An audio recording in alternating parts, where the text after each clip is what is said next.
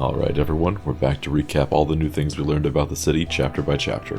I'll be going over all that we learned, as well as the possible implications that actions and knowledge entails. To keep this as authentic a learning experience as possible, I played through all these chapters again before taking a peek at chapter 4. Let's jump right into it. We do learn that the golden bows are directly responsible for the energy production.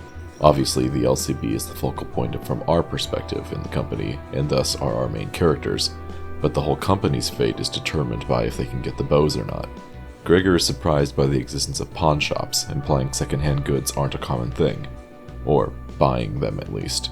This looks like it might just be a bigger thing within J-Corp. We knew Honglu was loaded, and from a rich family, but he truly is loaded. 7 million for a pocket hanky, and that was an offer from someone whose job is to buy low and sell high. The LCB is implied to have some of the smartest people in the city, meaning more than Faust. Most likely alluding to Virgil and Yi Sang. Or... nah, she doesn't know. Effie and Sod practiced for months for this job, meaning Limbus Company knew the place of these bows well before the centers were even compiled. We know this takes place in the same month, thanks to the latest update's month counter at the start of each chapter. Despite everything hinging on us, our team is such dog water compared to the LCC based on our lack of black cards. Even Faust doesn't have one. Wish power and luck is borderline singularity tier in all but name. Makes sense, but we do learn later on why it was never fully approved. The Yuri Divier are seen as nothing more than simple mobsters running around with a bunch of lower gangs at this point. I know what Oitis' face reminds me of. An Arbiter. There are a lot of theories about her being an ex-Arbiter or one undercover, but I don't buy them for 1 second. But that expression is uncanny. Heathcliff censored ego when? Ishmael mentions having to work in a disguise before. Personally, I am looking the most forward to Ishmael and Oitis' stories. The inside of the wish power canister appears to be inlaid with pearl, if anyone doesn't know what nacre is. That's a good point. Forget mouth and tongue, how does Dante see and hear? Microphones and cameras, I guess. One had to become weakened to become a sinner.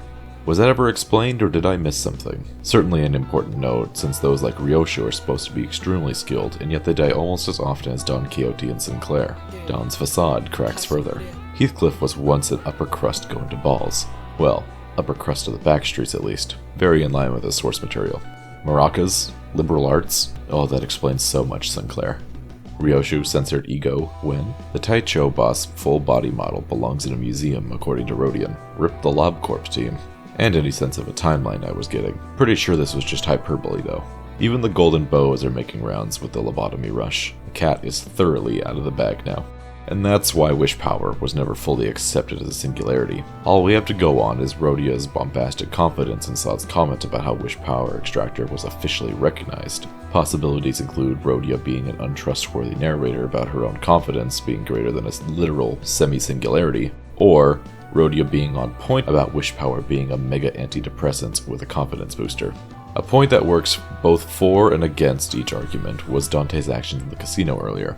They very clearly won the jackpot on a once-in-a-lifetime fluke that required a coin to be left in to begin with.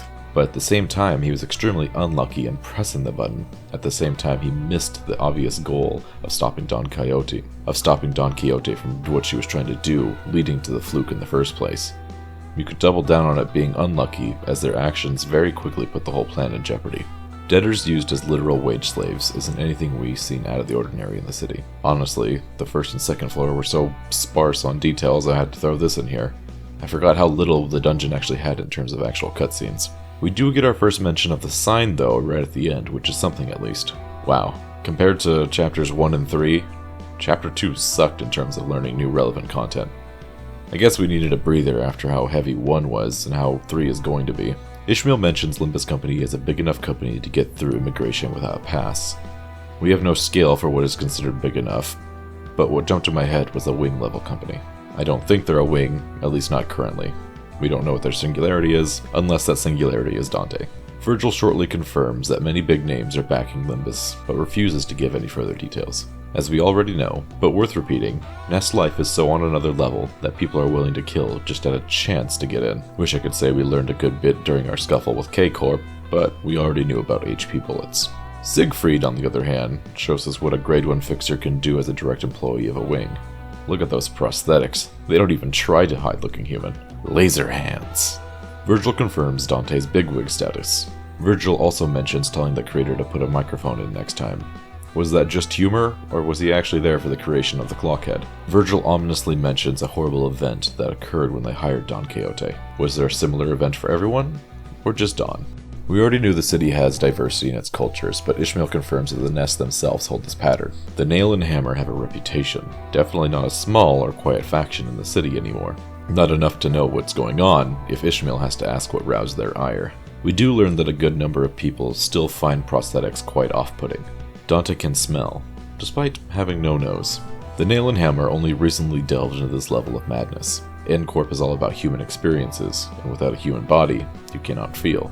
It makes sense that they wouldn't like replacements that supplement the need for basic human function. Mersol alludes to the body being prosthetic-free, or at least that of any heavy elements. Oidis isn't completely cold-hearted, as she was the one to offer up an execution for Effie. Dawn reminisces about being beaten senseless by her old friend to take her out of her fervor. This is the line that has me interested in the theory that Sod was part of Virgil's orphanage. The theory that is floating around is based on Sod's likeness looking to this orphan here. Faust was even the one to bring up relaying Sod's regard to Virgil, implying that Sod had some kind of connection to him to begin with. Faust knows what she means by just telling him to drop by, as well. A parallel can be drawn between the fanatics of N-Corp who despise prosthetics, and those who adhere to the thought that human bodies are so old-fashioned, and full replacements were the only way to go. Sinclair was part of an engineering class, not surprising given the world he lives in, but it also makes me think that these children are simply not of adult age, perhaps late teens or even college years, given how little more they have grown since the flashback. Signs point to the abnormality they found beneath Sinclair's house to be some form of nothing there. If it wasn't already obvious, Cromer was always part of the Hammer and Nail, by the way she said we. Robopets! Cromer alludes to knowing about the identities in the mirror. Damien being able to hear Dante is super sus, but he did just cut Cromer in two, so he's already on another level of what we are used to. And that does it for chapters 2 and 3. But allow me to go over a few more points that stood out to me after reading Dante's notes.